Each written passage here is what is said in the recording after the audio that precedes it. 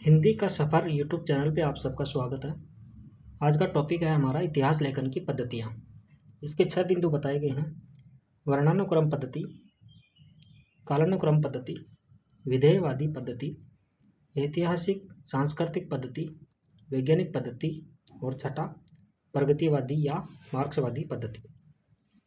क्रम से हम अध्ययन करेंगे। वर्णानुक्रम पद्धति, इसमें वर्णक्रम के आधार पर इतिहास लिखा जाता है, यानी कवियों के नामों के प्रथम अक्षर के आधार पर।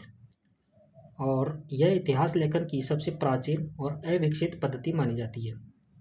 सबसे प्राचीन और अविकसित कौन सी है? वर्णानुक्रमी। एग्जाम में आया हुआ क्वेश्चन है।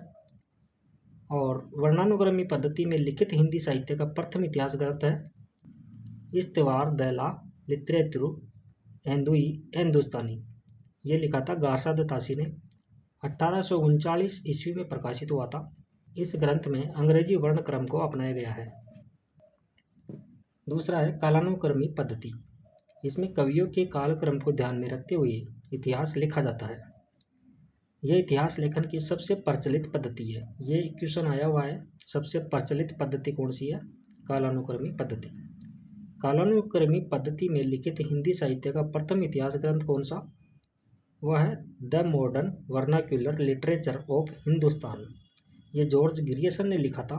1888 में प्रकाशन हुआ था। तीसरा है विधेयवादी पद्धति। इसके जनक हैं फ्रांसीसी विद्वान टैन महोदय।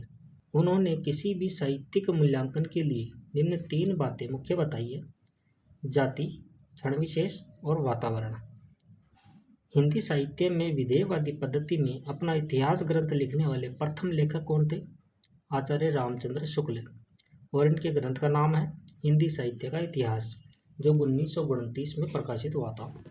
चौथा है ऐतिहासिक सांस्कृतिक पद्धति। हिंदी साहित्य में इस पद्धति के आधार पर कोई इतिहास ग्रंथ नहीं लिखा गया। आचार्य हजारी प्रसाद द्विवेदी के 3 ग्रंथ इस पद्धति पर लिखित है, लेकिन वे साहित्य इतिहास ग्रंथ नहीं माने जाते। वो 3 कौन कौन से हैं? पहला, हिंदी साहित्य की भूमिका 1940 में, हिंदी साहित्य उद्भव और विकास 1952 और हिंदी साहित्य का आदिकाल 1953। ये तीनों ग्रंथ बहुत इंपॉर्टेंट है, एग्जाम में बार बार पूछे जाते हैं। पांचवा है वैज्ञानिक पद्धति। इस पद्धति में भी हिंदी साहित्य का कोई इतिहास ग्रंथ नहीं लिखा गया। और छठा है प्रगतिवादी या मार्क्सवादी पद्धति। कोई इतिहास ग्रंथ नहीं लिखा गया, इसमें अन्य गतिविधियाँ जरूर लिखी गई है। क्लास पसंद आई है तो क्लास को लाइक करें और अपने दोस्तों को ज़रूर शेयर करें।